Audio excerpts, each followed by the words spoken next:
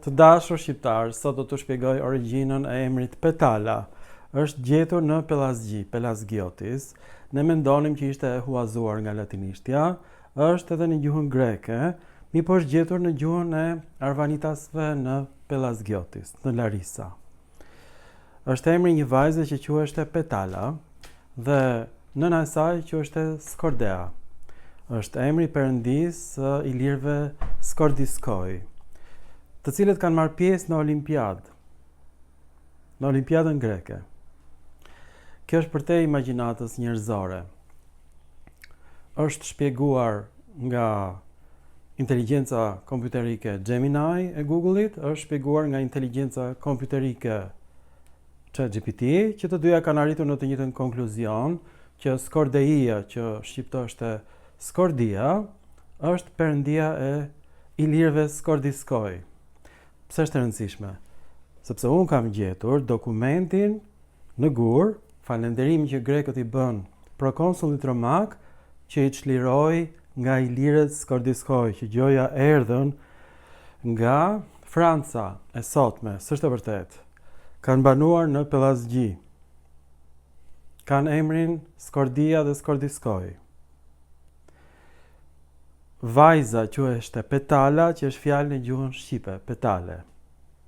Ne mendonim të huazuar, kjo është fjalë origjinale shqipe. Fisi Skordiskoj është fis Pelazg. Është zbuluar pllaka e varrit të saj në Pelazgiotis, Pelazgji.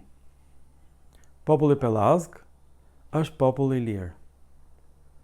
Petala është petalja e lules. Është emri një vajze i lire.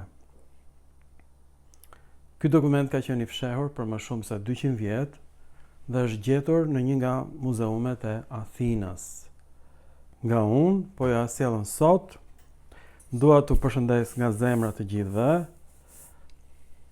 Sot morëm vesh që ilirët nuk ishin pirat, ilirët ishin banorë të Pelazgjisë. Sot morëm vesh që arvanitasit nuk kanë ardhur në shekullin e 15, si shton gazetat greke të poshtra, por vajzat shqiptare me emrin Petala janë verrosur me nderime si kur të ishin aristokrat në Pelazgiotis, në dheun e tyre në Greqi. Kjo është për te imagjinatës njerëzore. Pra lufta iliro-helene shkaktoi pastaj luftrat iliro-romake.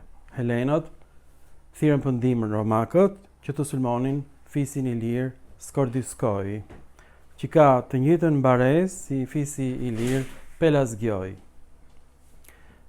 Skordiskoj do thotë si pela, Pelazgoj një lloj ka të njëjtën fjalë formim. Pelazgoj, bashkëngëllorja e pasëshme k kthehet në g. Kjo ju ka shpëtuar grekërve. Siç u formoa emri Skordiskoj nga Skordeia, perëndia e Skordiskojve, edhe Pelazgia, Pelazgiotis është formuar nga pela, do thot kafsh ngjyrë gri. Është pela shqiptare. Përkon me fjalën greke pelion, mali ngjyrë gri. Është për të qartë. Shkaku i luftrave iliro-romake u bën grekët që thirrën për ndihmë romakët për të luftuar fisin i lirë Skordiskoj. Është gjetur pllaka falënderimit që ato i bën konsullit romak. Ju falenderoj për vëmendjen dhe mirupafshim në filma të tjerë shkencor.